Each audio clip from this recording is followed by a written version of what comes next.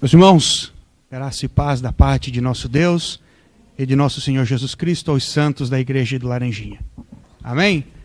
Abra sua Bíblia comigo, por gentileza. Epístola de Paulo aos Filipenses, capítulo 1.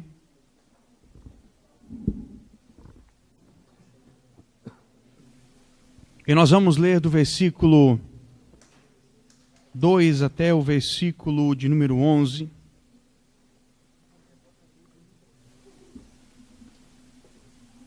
Filipenses capítulo 1, versículo 2 ao 11, será o texto base da nossa exposição de hoje.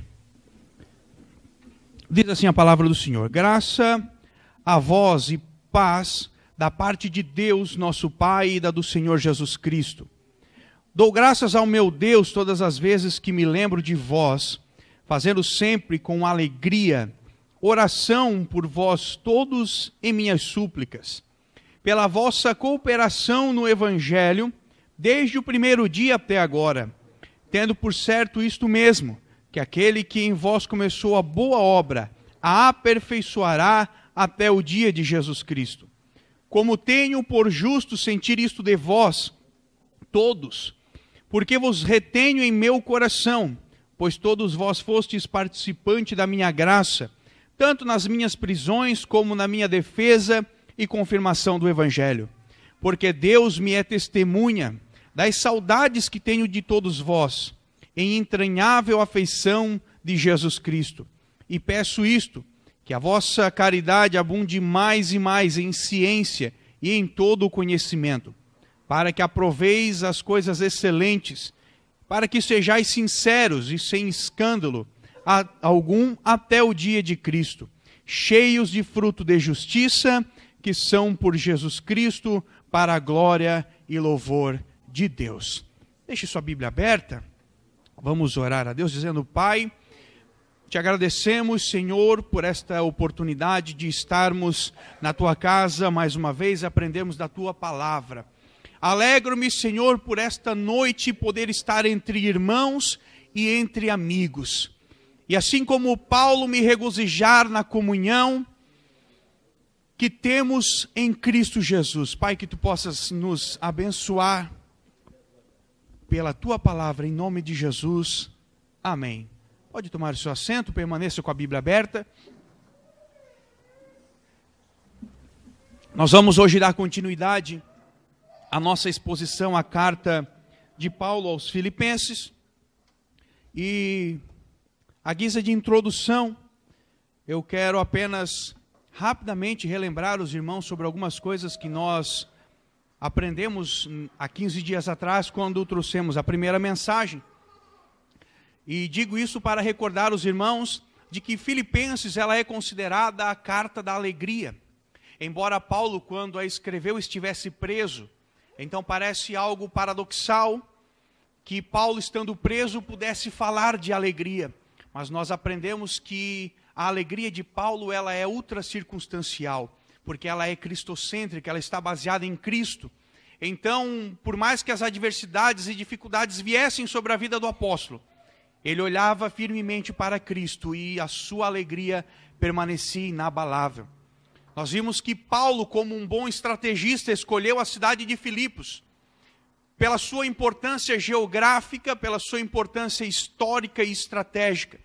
E Filipos, então, é a primeira igreja que Paulo implanta na Europa, amando e propósito de Deus, orientado por Deus. E aí nós vimos alguns dos propósitos pela qual o apóstolo escreve esta carta. E o principal deles é para agradecer aos filipenses. Paulo é grato, porque esta igreja foi uma igreja que sempre esteve ao lado do apóstolo. Foi uma igreja que sempre o apoiou, que sempre o incentivou financeiramente, dando também um encorajamento para o apóstolo no seu ministério, na sua jornada missionária. Então, basicamente dito isto, nós rapidamente falamos sobre o versículo 1, ainda no último culto, aonde Paulo se identifica como servo. E nós vimos que servo aqui é escravo. porque Paulo se considerava o escravo de Cristo, aquele a qual a vontade dele não era mais a que prevaleceria na sua vida, mas agora a vontade de Deus era a que prevaleceria na vida de Paulo. E Paulo está com isso dizendo que ele foi comprado. Então, ele não pertence mais a ele mesmo, mas ele pertence a Deus. E o propósito, a alegria dele é cumprir a vontade de Deus. E aí, finalizando essa parte introdutória, nós vimos que nós, em Cristo Jesus, somos santos. É uma santidade posicional. Por isso que quando eu vos saudei nessa noite, a exemplo da última quarta-feira, eu vos chamei de santos, porque vocês são santos em Cristo Jesus. Então não se escandalize quando alguém te chamar de santo, porque de fato você é, na posição que você ocupa em Cristo Jesus, você é santo. Dito isto, meus irmãos, então nós vamos começar a focar a nossa atenção no nosso texto de hoje. E o título desta mensagem é A Alegria entre Amigos. Como nós falamos no último culto, Filipenses é a carta da alegria, e todas as mensagens que aqui ministraremos trará como título a alegria de alguma coisa. E hoje é a alegria entre amigos, porque Paulo aqui está escrevendo para os seus amigos que estão na cidade de Filipos, seus cooperadores, seus amigos íntimos, da qual o coração do apóstolo queimava e ardia de paixão e de saudades. E no versículo de número 2, dando continuidade então à nossa exposição e o texto que nós lemos, versículo de número 2, Paulo vai nos dizer uma saudação que era comum nas cartas escritas pelo apóstolo Paulo. Ele comumente iniciava suas cartas desta forma, fazendo esta saudação, ao qual ele diz: graça e paz a vós outros da parte de Deus, nosso Pai, e da do Senhor Jesus Cristo. Que saudação é essa que Paulo usa? Paulo usa, e ele vai fundir aqui, dois grandes termos, graça e paz. Caris, graça, e eirene, paz. Paulo, na sua saudação, ele faz uma fusão destes dois termos, e ele realiza com isso uma síntese gloriosa. Paulo, ele toma a saudação de dois grandes povos da antiguidade, o povo judeu e o povo grego. O povo de origem grega usava em suas saudações o termo graça, caris, e o povo judeu usava em suas saudações o termo eirene, paz, ou shalom, no hebraico. E o que Paulo faz é juntar, é fundir esses dois termos em uma única saudação.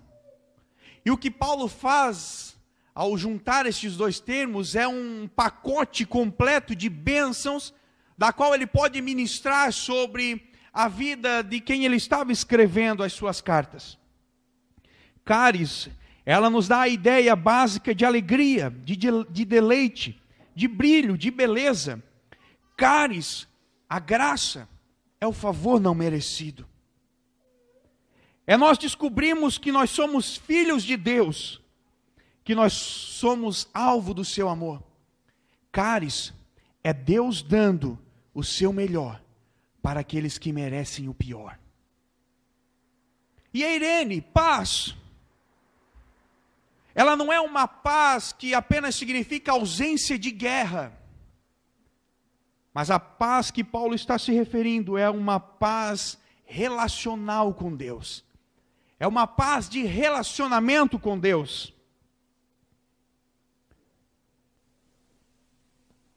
É a segurança e a tranquilidade que nós encontramos nos braços de Deus.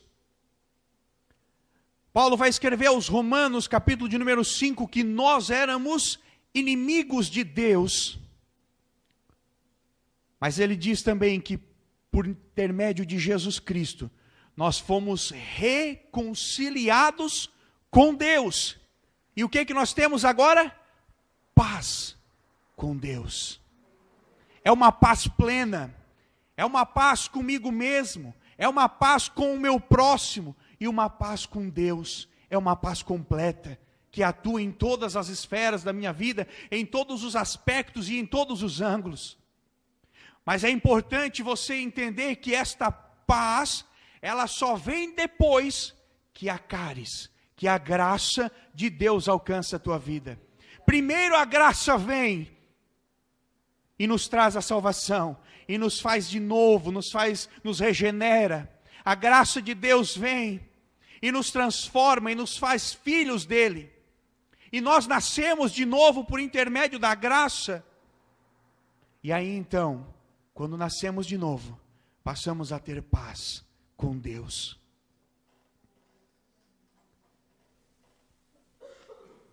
E aí Paulo no versículo 2, ele deixa claro, meus irmãos, quem é a fonte desta graça e quem é a fonte desta paz. Porque ele diz, graça a vós, graça e paz a vós outros, da parte de Deus, nosso Pai, e da do Senhor Jesus Cristo. Paulo deixa claro quem é a fonte desta graça e desta paz. Ela vem de Deus, ela não vem do homem. Não sou eu quem tenho graça para dar para vocês, não sou eu quem tenho paz para dar para vocês, mas a fonte, Paulo deixa bem claro que é Deus. Toda a boa dádiva, todas as coisas maravilhosas que pode haver em nós, elas vêm de Deus. Deus é a fonte de tudo que há de bom em nós. Ela não nasce em nós, mas ela é dada por Deus. E aí, meus irmãos, eu começo a lembrar de alguns pregadores, pastores, que na atualidade, achando que são a fonte da bênção de Deus, começam a declarar, eu te abençoo, eu determino sobre a tua vida a bênção, como se nós fôssemos os portadores, como se nós fôssemos a fonte da bênção, como se nós fôssemos a fonte da graça. Deus até pode nos usar como instrumentos, Deus até pode nos encher da sua graça, da sua paz, Deus até pode nos usar como canais para transmitirmos algo de bom a outras pessoas, mas nós nunca seremos a fonte da bênção, nós nunca seremos a fonte da graça e da paz, porque ela vem única e exclusivamente de Deus.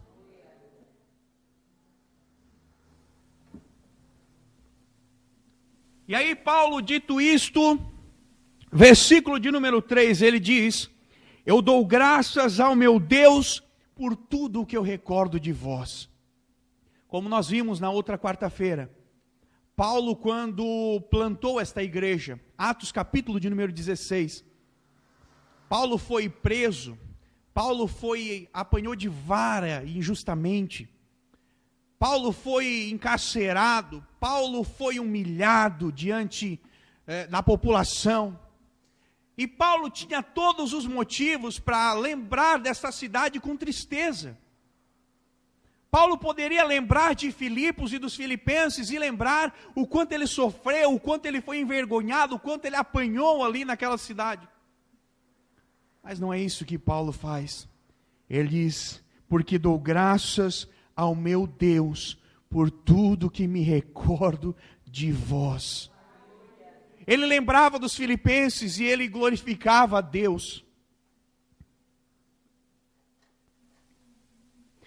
Possivelmente Paulo, quando lembrava dos filipenses, penso eu, que ele lembrava do quão poderosamente Deus havia operado naquela cidade, de que Deus havia aberto o coração de Lídia para ouvir o evangelho, de que Deus havia libertado poderosamente aquela escrava endemoniada, que Deus havia poderosamente operado naquela prisão, e também houvesse de forma poderosa tocado no coração daquele carcereiro.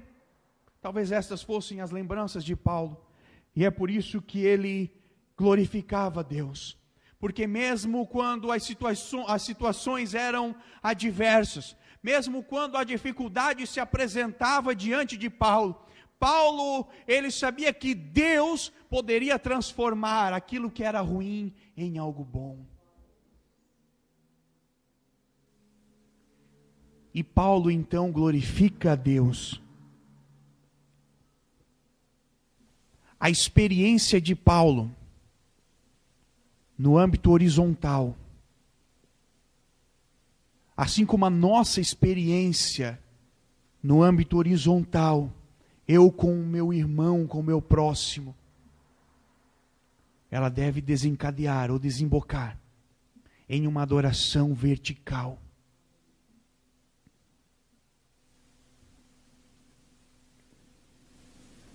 Paulo continua no versículo de número 4, que é a continuação, e ele diz lá no versículo 3, dou graças ao meu Deus por tudo que recordo de vós, fazendo sempre com alegria súplicas por todos vós, em todas as minhas orações.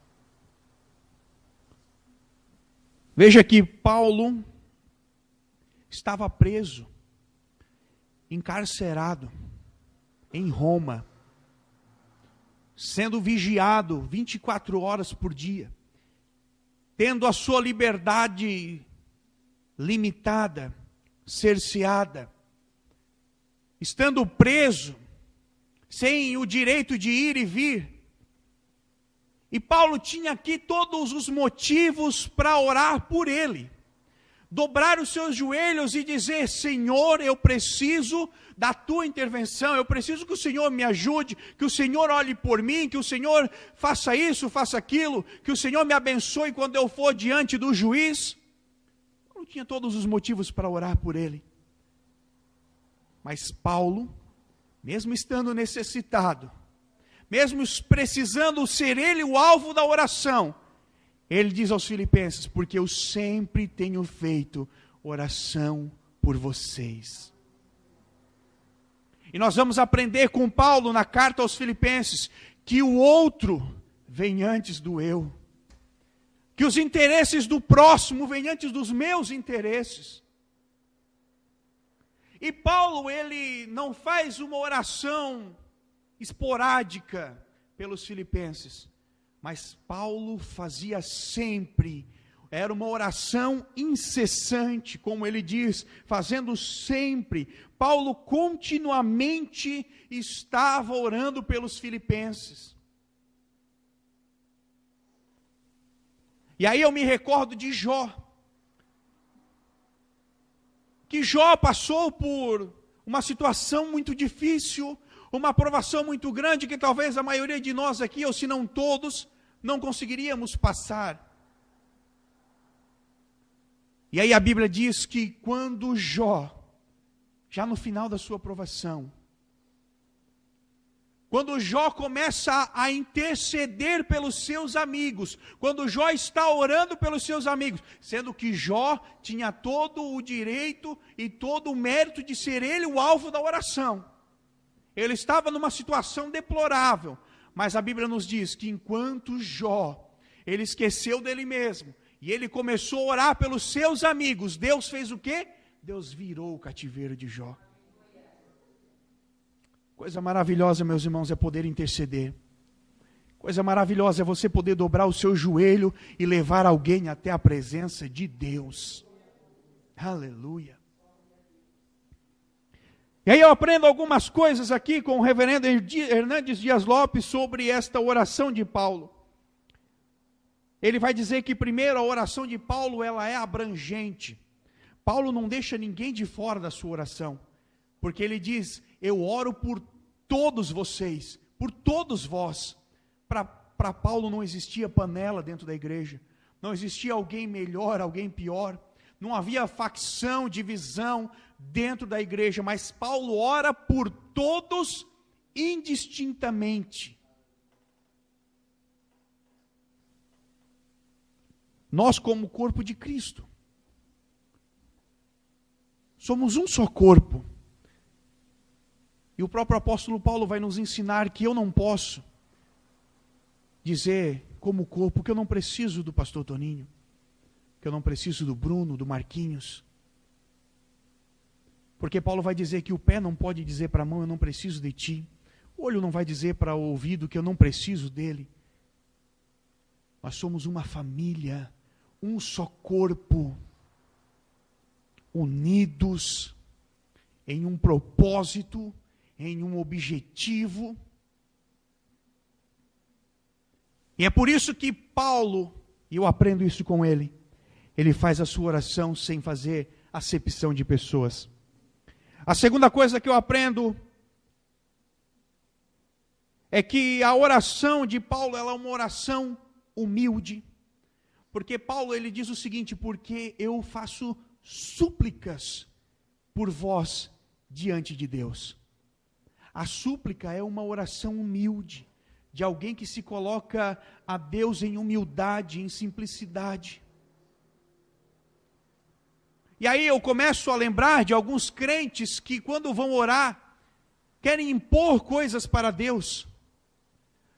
Senhor, eu exijo que tu faças isso. Senhor, eu decreto, eu determino que faças aquilo. Tem alguns que se atrevem a querer colocar Deus contra a parede, ou até mesmo barganhar com Deus. Deus, se tu me der isso, eu faço aquilo por ti.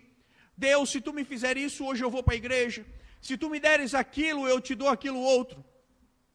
Querendo barganhar ou exigir algo de Deus. Mas o apóstolo Paulo, o grande apóstolo Paulo, se coloca diante de Deus como alguém humilde, como alguém simples, alguém que reconhece que Deus é soberano, que Deus é grande e que nós não somos nada sem Ele. Na verdade, meus irmãos, quanto mais intimidade com Deus nós tivermos, tanto mais humilde em sua presença nos colocaremos. Nenhum homem pode conhecer a Deus e continuar soberbo. Terceira coisa que eu aprendo com Paulo, que a sua oração é uma oração alegre. Paulo diz no versículo 4, porque eu faço sempre com alegria súplicas por todos vós. E nós vamos aprender no decorrer dessas mensagens expositivas, a alegria de Paulo está estampada na própria carta aos Filipenses. E aqui há alguns motivos elencados do porquê Paulo era alegre. Primeiro, Paulo era alegre porque Cristo vivia nele. Paulo era alegre porque o Evangelho estava sendo anunciado. Ele é alegre por ver os irmãos unidos. Ele é alegre por lembrar do sofrimento de Cristo em nosso lugar. E ele se alegra com a comunhão dos filipenses.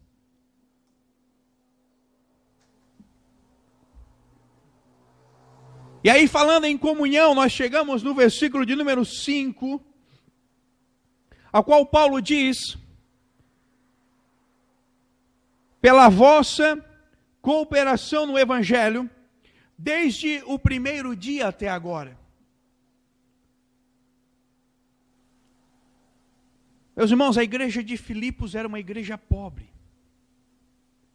Nós vamos aprender aqui, na própria carta aos Filipenses, que ela era uma igreja perseguida. Ela era uma igreja muito pobre.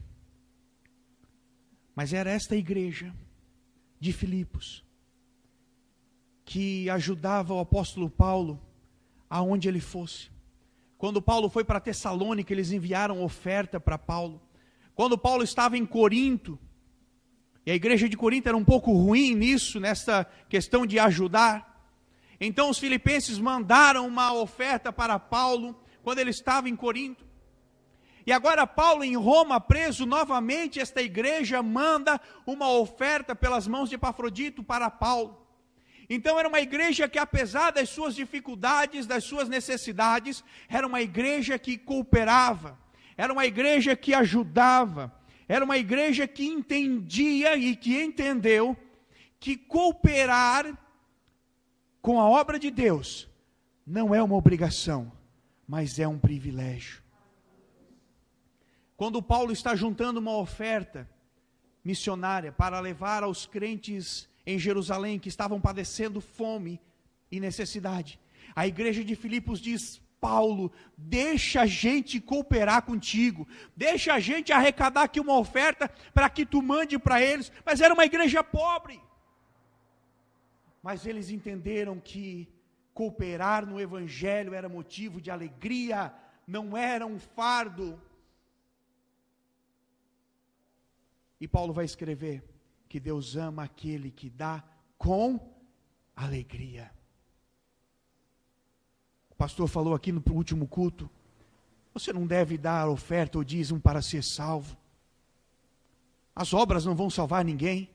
Nem dê isso com a intenção de ser abençoado. Nem faça isso achando que você vai para o inferno se não der ou se não contribuir. Mas que você possa ser como os filipenses. Que você possa entender o valor da alegria de contribuir com espontaneidade, com liberalidade.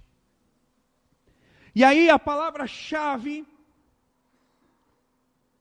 desse trecho que nós lemos aqui está justamente no versículo de número 5, que é a palavra cooperação, que no original quer dizer, é koinonia, que significa como comunhão, ou ter algo em comum. Muitos, hoje em dia, erroneamente, acham que ter comunhão com o próximo é chamar para almoçar em casa, jogar futebol junto, trocar mensagens no WhatsApp. Isso não é comunhão. Isso não é koinonia.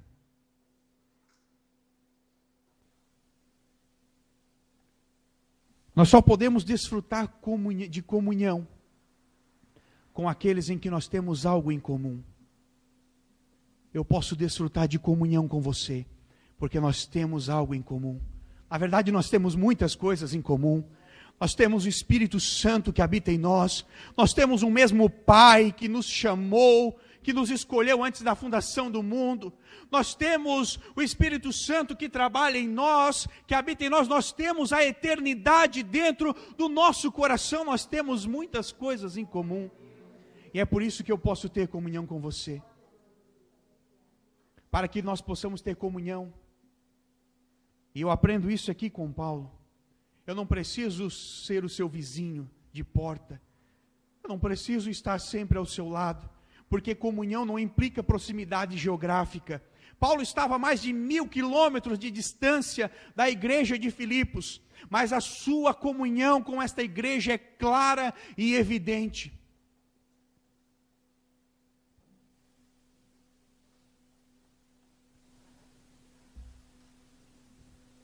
Warren Wiersbe vai dizer para nós que neste texto, Paulo emprega pelo menos 3 ideias ou 3 provas da sua verdadeira comunhão com os filipenses. Primeiro, porque Paulo trazia eles na memória. Segundo, porque Paulo trazia eles no coração. Está tudo aqui no texto que nós lemos. E terceiro, porque Paulo trazia eles em suas orações. E aí, meus irmãos, desde quando a igreja de Filipos se tornou cooperadora do Evangelho? Paulo vai nos dizer no versículo 5, desde o primeiro dia até agora. O amor dos filipenses não se esfriou porque Paulo estava longe. A sua fé, a sua dedicação não se esvaneceu, não diminuiu porque o apóstolo não estava mais com eles. Mas ela permaneceu a mesma, desde o primeiro dia até agora, até o momento em que Paulo escrevia esta carta. Os filipenses continuavam firmes, mesmo com o apóstolo longe.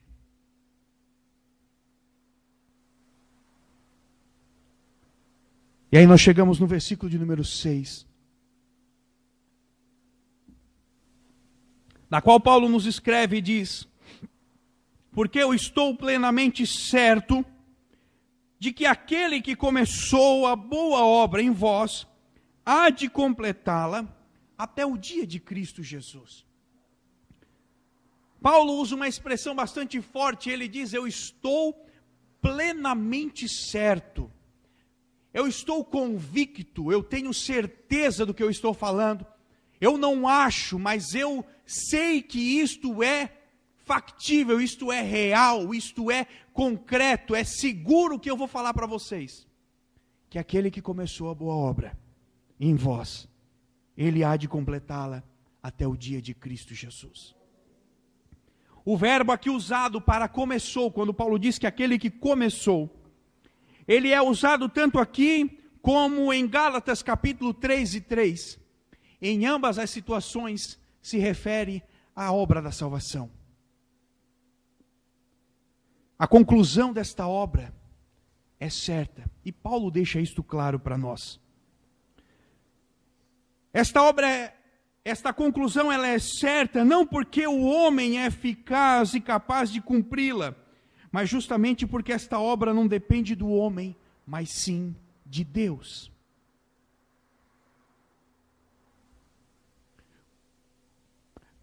Na primeira vez que nós pregamos aqui, eu pedi para que você lesse a carta de Filipenses. Quantos leram? Deixa eu melhorar minha pergunta. Quantos haviam se comprometido em ler? Eu vi várias mãos levantadas aquele dia. Os irmãos estão com vergonha? Quantos daqueles que se comprometeram em ler, realmente leram? Apenas a Manu levantou a mão.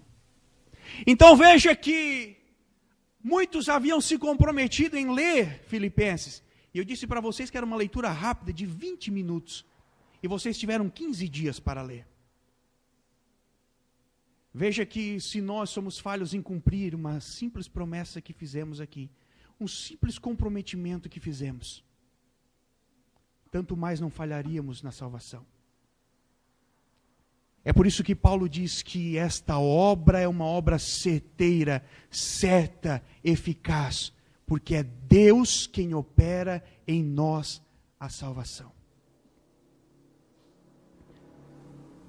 Warren Wiersbe vai dizer que ninguém pode ser salvo pelas obras, mas que a salvação é a boa obra de Deus na vida do cristão, efetuada quando cremos em seu Filho. Deus continua a trabalhar em nós por meio do Espírito Santo. E Wiersbe vai dizer que a salvação ela é uma obra tripla. Ela é a obra que Deus realiza por nós. Mas ela também é, por meio da santificação, uma obra que Deus realiza em nós. E aqui quando eu falo de santificação, eu falo de uma santificação tanto ativa como passiva. Eu como agente da santificação, atuando de forma ativa e passiva. Passiva porque, primeiro, a santificação é algo de Deus na nossa vida. É Deus quem primeiro vem e nos santifica, muda a nossa mente, o nosso comportamento, a nossa natureza, que antes era caída. Mas ela também é uma obra ativa, na qual eu, como cristão, preciso cooperar com o Espírito Santo para a minha santificação. E Paulo vai dizer isso na própria carta aos Filipenses 2:13. Paulo diz: trabalhai na vossa salvação. Então nós temos que arregaçar a manga e nos santificarmos. E o terceiro aspecto da salvação, ela é a obra que Deus realiza por meio de nós, que é o serviço cristão. Deus nos chamou para darmos frutos. E ponto final.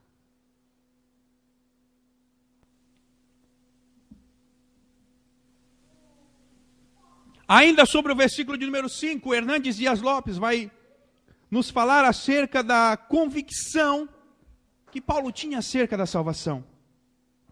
E ele vai dizer que nada pode frustrar o plano de Deus. Paulo não vê a salvação como uma possibilidade, mas como uma certeza. E Paulo nos deixa claro quem é o agente da salvação. A salvação é uma obra de Deus. Deus a planejou e a executou. É Deus quem chama, regenera, justifica, santifica e glorifica. E quanto à dinâmica da salvação,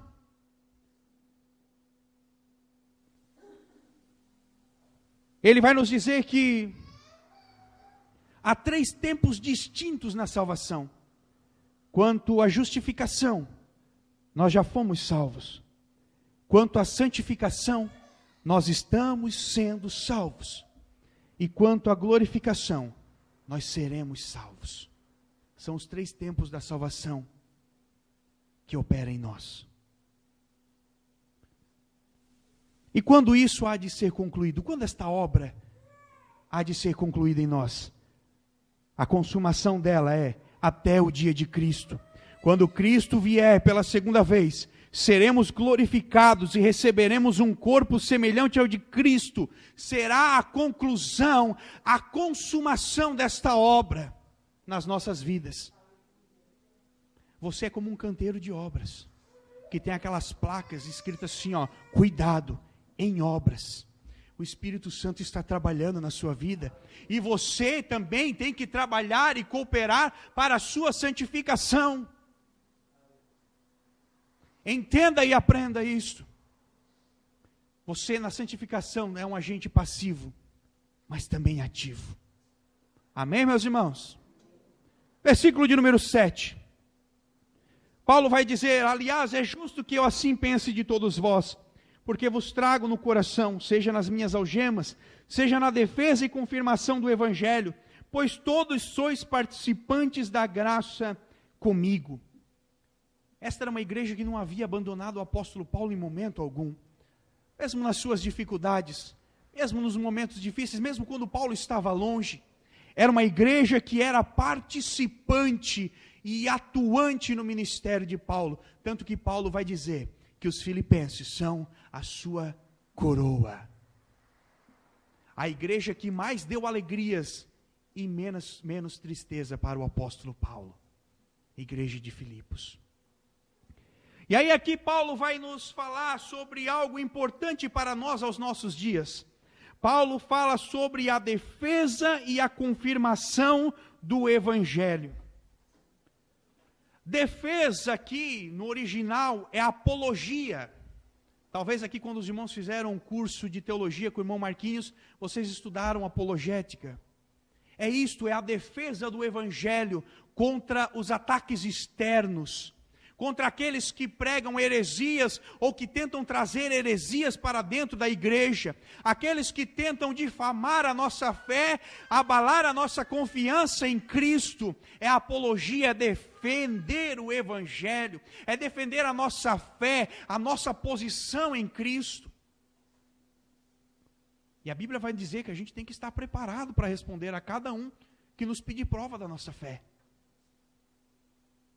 Precisamos estudar, precisamos ler mais, precisamos nos aprofundar mais, porque senão alguém vem e confronta a nossa fé, e a gente vai coçar a cabeça, vai olhar para um lado, vai olhar para o outro, não vai ter nenhum professor de teologia para te ajudar, o pastor não vai estar presente. E aí, meu irmão? Você precisa saber fazer uso, você precisa defender o Evangelho destes ataques. E a segunda expressão que Paulo usa é a confirmação, que no original dá a ideia de edificar aqueles que estão dentro. Então a apologia é a defesa dos ataques externos contra a igreja, e a confirmação é a edificação interna da igreja, através da exposição sadia da palavra de Deus, como nós temos procurado fazer aqui. É aqui nós ensinarmos o Evangelho verdadeiro e genuíno para vocês. Defesa e confirmação. Como cristãos, eu e você precisamos estar engajados, armados, preparados, para tanto edificar os irmãos aqui dentro, como para defender o Evangelho dos ataques externos.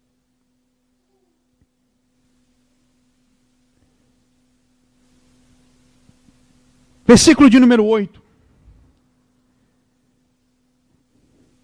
Paulo vai dizer o seguinte: pois minha testemunha é Deus, da saudade que eu tenho de todos vós na terna misericórdia de Cristo. Paulo está escrevendo para os seus amigos. E Paulo está alegre pelos seus amigos. Paulo ora por eles. Paulo sempre se recorda deles. Paulo se alegra com a igreja de Filipos. E aí aqui ele vai dizer, olha, o meu coração aqui, Deus é minha testemunha da saudade que eu tenho de vocês. No mundo jurídico, um contrato, para que ele tenha validade jurídica, ele precisa de pelo menos 2 testemunhas. Lá na empresa onde eu trabalho, eu formato, edito, faço muitos contratos. E sempre tenho que colocar ali 2 testemunhas, para que ele tenha peso, validade jurídica. Quando você casou, possivelmente você convidou testemunhas. Não falo do religioso, mas do civil. Algumas testemunhas tiveram que assinar para dizer, olha, eu sou prova do que ele está fazendo aqui. E aí Paulo, ele é tão verdadeiro nas palavras dele, que Paulo não chama Timóteo para ser testemunha dele.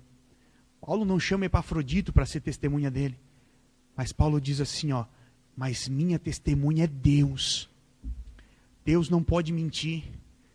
Deus sonda e conhece os corações. Então Paulo está dizendo, olha, a saudade que eu tenho de vocês é verdadeira. Ela é verdadeira, eu não estou mentindo, porque minha testemunha é Deus. De que realmente eu amo vocês. De que realmente eu sinto saudades de vocês. O coração do apóstolo arde de saudades pelos seus amigos. E saudades aqui no original é splegnum, que significa entranhas. Era o coração, pulmão, fígado. O termo que Paulo está usando aqui, ele diz que ele sente tanta saudade que o seu coração, as suas entranhas, seu fígado, seu baço, seu rim, tudo nele deseja e ama os filipenses. E aí eu começo a entender o porquê que, na verdade, naquela época, como já foi pregado aqui, as entranhas aqui era considerada a sede das emoções. O coração. E aí pense comigo, quando você se apaixonou pelo seu esposo, quando o esposo se apaixonou pela esposa, não sei vocês, mas quando eu via minha esposa, e ainda hoje, meu Deus.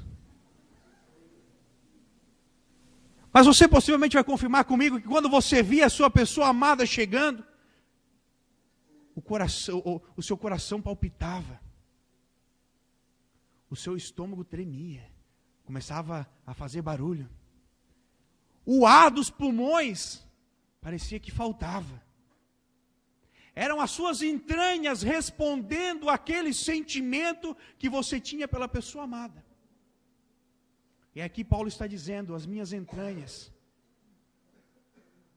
meu coração, meu estômago, meus pulmões, estão expressando esta alegria, essa saudade que eu tenho de vocês.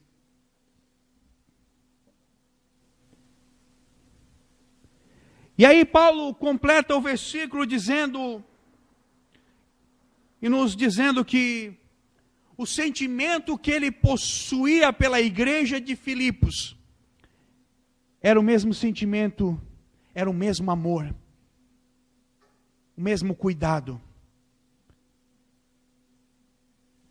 que Cristo tinha. Paulo nos diz que o seu amor é uma imitação do amor de Cristo pela sua igreja.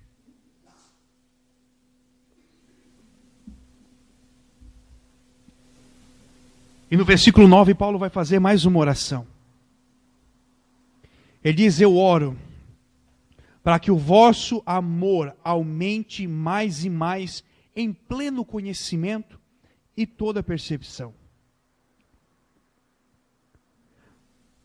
Aqui eu aprendo 2 coisas sobre a oração de Paulo.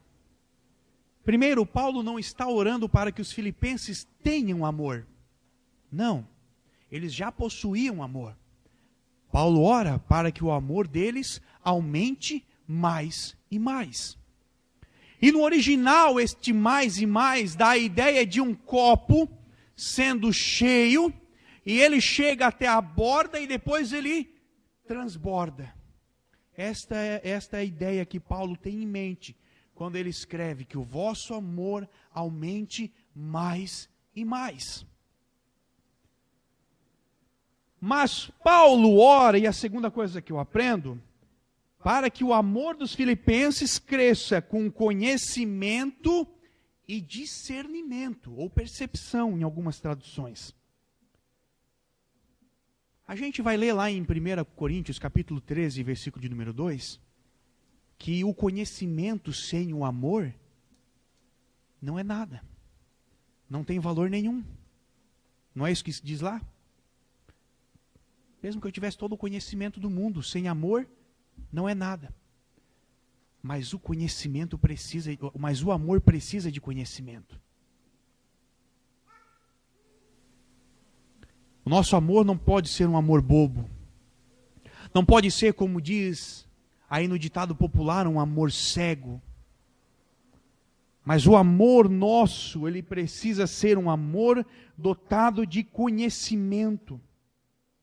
Porque se o nosso amor não tiver esse discernimento e este conhecimento das coisas de Deus, nós vamos acabar amando aquilo que não é para amar. Nós vamos direcionar os nossos esforços para coisas vãs e inúteis e fúteis. O nosso amor precisa ter e crescer em conhecimento e em discernimento. E aí eu volto a usar aqui o exemplo da pessoa amada. Quando você conheceu o seu esposo, a sua esposa, você não procurou conhecer ele a fundo? O que ele gostava de fazer? Quais os seus sentimentos? Quais as suas intenções? Quais os seus projetos para o futuro? O que gostava de comer? Qual a cor que gostava? Qual é o tipo de roupa que gosta de usar? Que tipo de perfume mais adora? Quando você conheceu o seu esposo, a sua esposa, você se preocupou em conhecê-lo a fundo, para que o seu amor pudesse ser melhor empregado, melhor direcionado. Da mesma forma é com Cristo. Se nós o amamos, precisamos conhecê-lo mais. Se nós dizemos que amamos a Ele, precisamos conhecê-lo mais. E como é que conhecemos a Cristo? Pela sua palavra.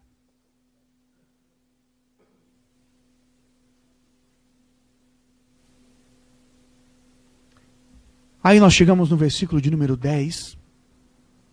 E aqui Paulo, o 10 ele complementa o 9. Veja, Paulo diz no 9, e também faço esta oração, que o vosso amor aumente mais e mais em pleno conhecimento e toda percepção, ou discernimento.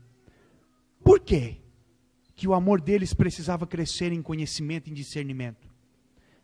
O 10 nos dá a resposta. Para aprovardes as coisas excelentes e serdes sinceros e inculpáveis para o dia de Cristo. Quando Paulo fala aqui para aprovardes as coisas excelentes, o verbo que Paulo usa, a palavra que ele usa no original, nos dá a ideia de provar o metal da qual eram cunhadas as moedas, para que fosse provado se aquele metal ele era genuíno, se ele era puro ou se ele era falsificado. E quando fosse então atestada a sua pureza, fosse confirmado, sacramentado, fosse aprovado e dito, este aqui é puro. Fosse atestada a sua autenticidade. Isso porque o verdadeiro amor, ele deve saber distinguir entre as coisas, como eu disse, importantes e as coisas vãs e fúteis. O verdadeiro amor, ele precisa saber distinguir entre aquilo que é passageiro e aquilo que é eterno, para que possamos investir o nosso tempo naquilo que realmente é eterno, naquilo que realmente nos traga proveito, naquilo que nos faça conhecer mais a Cristo. O cristão, ele deve saber quem ele deve amar e como ele deve amar. Quem que você deve amar, meu irmão? Cristo Jesus. E como que você deve amar a Ele? Ele mesmo diz em João 14,15: aquele que me ama, guarda os meus mandamentos. Logo, meus irmãos, amar a Ele implica obedecê-lo. E aí Paulo ainda vai falar de um outro motivo do porquê nós precisamos ter um amor com conhecimento, para sermos sinceros e inculpáveis. O termo sinceros aqui possivelmente significa exposto à luz do sol. Isso porque na antiguidade os comerciantes preenchiam as rachaduras dos vasos com cera, para disfarçar estas rachaduras. Mas quando os vasos eram colocados contra a luz do sol, as rachaduras eram expostas e ficavam visíveis. Será que a nossa vida de cristão pode ser exposta à luz do sol? Ou será que temos alguma coisa a esconder? E inculpáveis, Paulo também nos diz. Inculpáveis aqui dá a ideia no original de não sermos causa de escândalo para ninguém. Como cristão, meu irmão, você não pode ser causa de escândalo para ninguém, escândalo moral. E aí o Warren Wiersbe nos traz uma meditação aqui. E ele diz o seguinte: há um exercício para nós fazermos. E eu quero passar esse exercício para você. Sempre que formos fazer alguma coisa, sempre que formos praticar algum ato, que possamos nos fazer duas perguntas. Primeiro, este ato que eu vou praticar, será tropeço para alguém? Segunda pergunta e exercício para você praticar no seu dia a dia. Ficarei envergonhado se Jesus voltar agora? São as duas perguntas. É o exercício que ele nos traz para a nossa meditação nessa noite. Sempre que você for fazer algo. Há um livro muito famoso que diz, se eu não me engano, o título do livro é Em Seus Passos, o que faria Jesus? Ali na nossa empresa, o nosso diretor leu esse livro e ele trouxe uma aplicação para nós. E é interessante que sempre que a gente precisa tomar uma decisão, a gente se pergunta, eu pergunto para ele, ele pergunta para mim: e se fosse Jesus? Será que ele decidiria desta forma? Muitas vezes a gente vê que não. E aí a gente muda a nossa decisão. A gente muda o nosso conceito. Sabendo que se Cristo pudesse, naquele momento, estar decidindo aquilo, Ele decidiria de forma diferente. Então pratique isso no seu dia a dia. E para finalizarmos, porque as horas já vão indo, versículo de número 11.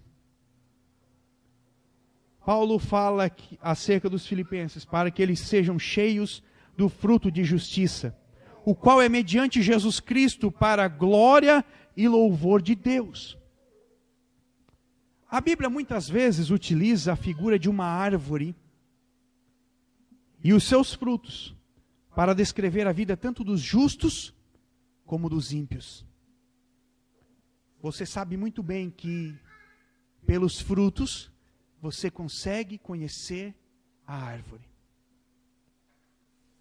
Porque se ela tiver somente folhas verdes, e você vê dois pés plantados um do lado do outro, apenas folhas, talvez você não vá distinguir que árvore que é aquela. Mas quando você enxergar o fruto, você verá e saberá que árvore é aquela. João escreveu: filhinhos, não vos deixeis enganar por ninguém.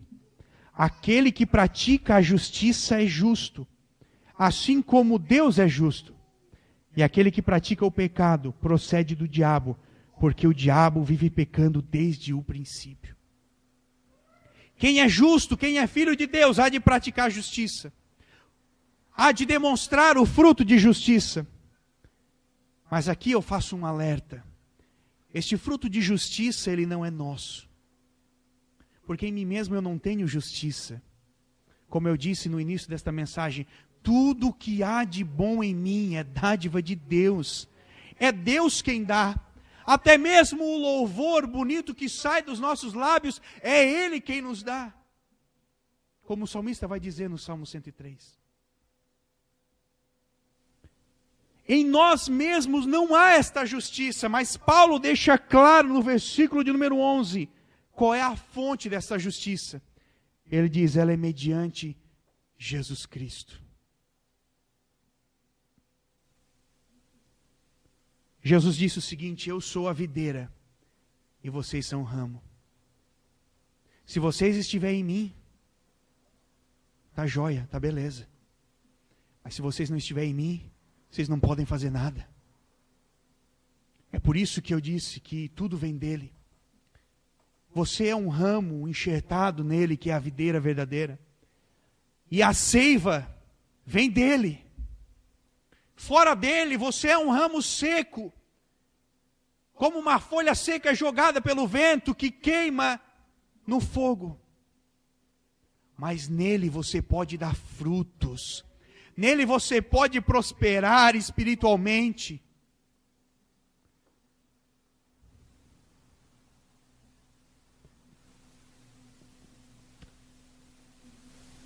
E aí Paulo finaliza dizendo, final do versículo número 11, ele diz que tudo seja para a glória e louvor de Deus. Meus irmãos, tudo o que fizermos, a nossa vida, os nossos relacionamentos, a nossa comunhão como cristãos, como família, o nosso andar, o nosso deitar e levantar, tudo precisa ser para a glória de Deus. Se comemos, se bebermos, se nos alegramos ou choramos, é para a glória de Deus. Porque se Deus não estiver sendo o centro da nossa adoração, meus irmãos, nós estamos errando o alvo. E eu encerro a exposição de hoje com uma definição do breve catecismo de Westminster sobre a vida cristã. E ele vai dizer que a finalidade da vida cristã é glorificar a Deus e gozá-lo para sempre. Aleluia. Se coloque de pé. Paulo conclui o texto, versículo de número 11, a primeiro trecho, dizendo que tudo deve ser para a glória de Deus. A minha vida, a tua vida, tudo que nós temos deve glorificar e apontar para Deus. Feche os seus olhos. Nosso Deus e nosso Pai, que a nossa vida, Senhor, ela possa apontar para Ti. Que a nossa adoração, Senhor, que tudo o que tivermos e fizermos, que todo o nosso ser desemboque em adoração a Ti. Senhor, eu te peço, ajuda-nos a orar pelos nossos irmãos. Ajuda-nos, Senhor, a exercitarmos a coinonia, a comunhão entre irmãos. Ajuda-nos, Senhor, a sermos canais de bênçãos, defensores do Evangelho. E que possamos, Senhor, permanecer em Tua presença até o dia do Senhor Jesus Cristo. Amém. E graças a Deus.